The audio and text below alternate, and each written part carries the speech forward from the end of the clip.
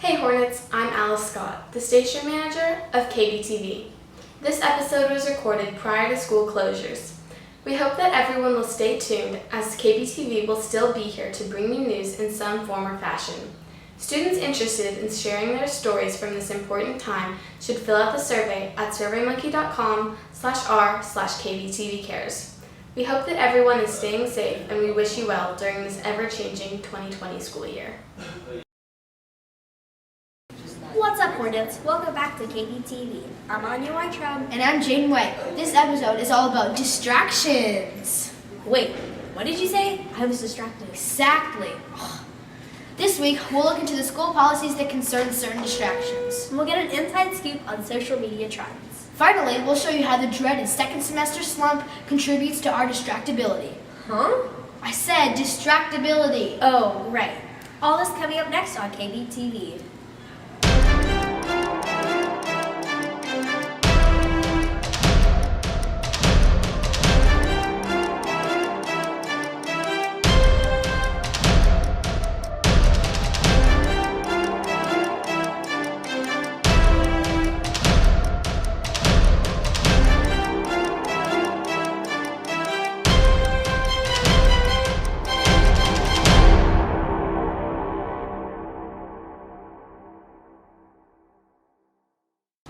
It's Tuesday, so it's a news day. Here's the buzz. Jaden! Sorry, this time I was the one who was distracted. It's hard to blame you. There's always so much going on, it can be easy to get distracted. And when a new semester comes along, distractions can sometimes lead to students slacking off with the rules. Especially with policies like cell phones and our new lunchtime routines. Let's just turn it over to Josie Ostranik in the Keeling cafeteria. Thanks, Jaden. I'm Josie Ostranik, reporting from the Keeling cafeteria. KBTV has already done stories on the dress code, phone policy, and cafeteria routes. Let's do a check-in to see how these policies are holding up in the second semester. The no phone policy that was put in place during the first semester prohibits phone usage at school. Let's take a look at student and teacher opinions on this policy. I think that the sort of good thing about it is that I guess teachers don't have to worry about like if we're using social media or texting someone. But the bad thing is if we need to use it for emergencies or like for educational purposes, we aren't allowed to use it. One of the policies that I'm having the hardest time with is the cell phone policy. In the first 2 to 3 weeks of school, I thought it was the greatest thing that ever happened. I didn't see any phones. I didn't have to talk to anyone about phones. And now it's become an everyday, every class period occurrence. I love the phone policy. It's been great this year without just having to have the daily battles of saying put your phone away all the time. I love that all the teachers at Keeling have gotten behind it. The newest change to our school rules is the new cafeteria routes. Teachers have to walk their students to and from lunch to reduce noise in the hallways. Let's see what students and teachers think about this new rule. I'm not a large fan of that only because it does take a lot of my time to round them out. I also feel like it's kind of difficult when I don't feel like everyone is buying into it. So if the whole school's not walking them down, then I don't feel like I should have to walk them down. It's another one of these cases where I feel like it wasn't necessary to be enforced in the first place. Like, it's one of those things where it was put in for just a short period of time as like a, hey, once you get more well-behaved, we'll take this away. Well, hopefully we're going to get to a point where students can just take themselves to the cafeteria again. I think it was really difficult at the beginning of the year. There was a lot of disruption to other classes while kids were going to the cafeteria.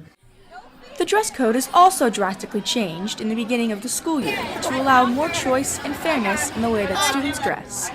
We will check out some student and teacher perspectives. I think it's better, but a lot of stuff is targeted at girls and boys don't really have a dress code. I think students, for the most part, know what's appropriate and they know when they're pushing the boundaries. I think it becomes a little harder for teachers when it doesn't necessarily say here's exactly what's appropriate and here's what's inappropriate. And there is some more subjectivity, but at the same time, the dress code's a lot looser this year. So I think kids do get to dress a little more comfortably or just how they want to. And I like that, like they're changing it, but it's kind of sexist to a gender it's like girls have less than guys. And for a school that's like it's really big on equal rights and stuff, it's kind of strange. So while students and teachers have different opinions on these policies, everyone is making the change to follow them. Thanks for the check-in, Josie. This cell phone policy was meant to curb phone and social media use during the school day. But once students are out of school, they're right back online, checking out the big trends going around, like that renegade dance. And while some social media trends are good and help the world, Others cause problems. giving us more from the world of social media are AJ Wolf and Isaiah Simpson. With the world nowadays, there are so many new technologies, and with new technologies come new online threats. And it is important for students and teachers to know how to protect themselves from these threats. Kind of like takes you away.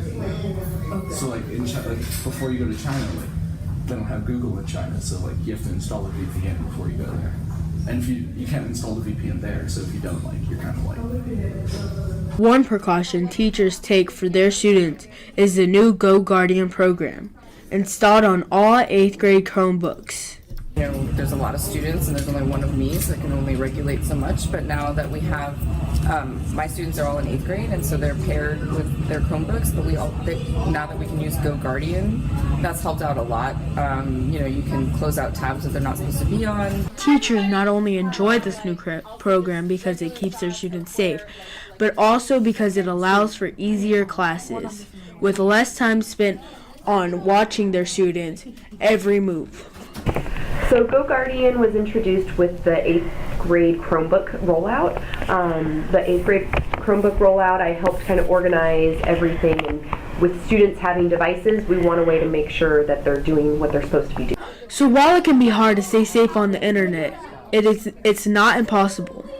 This has been AJ Wolf reporting for KBTV. Social media isn't the only place that sets trends. Another familiar sight around this time of year is the second semester slump, already being seen all over campus. With more than half the school year over, students don't just struggle to follow rules, they also struggle to focus on school and their classwork. The slump isn't unfamiliar to teachers who make efforts to keep students engaged up until the last day of school. Here are Yale CA and Mateo Jones with tips and tricks on ways to defeat this slump.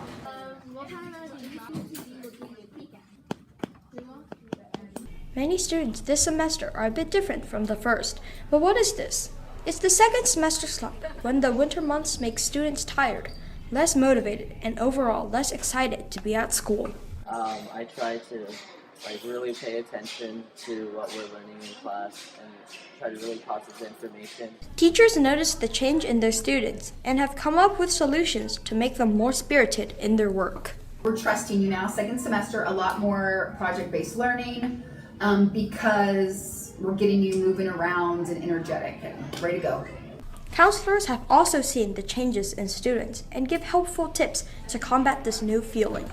I think if students are kind of feeling that lack of motivation and kind of sad, one good thing would be to talk to somebody about it, to first recognize that they're experiencing it.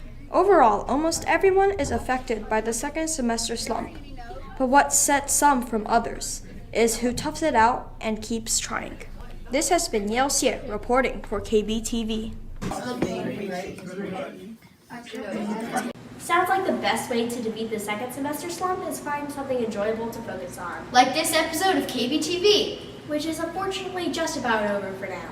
So until next week, this has been Jaden White and Anya Weintraub. Thanks for watching KBTV, Keeling's #1 source for news and information.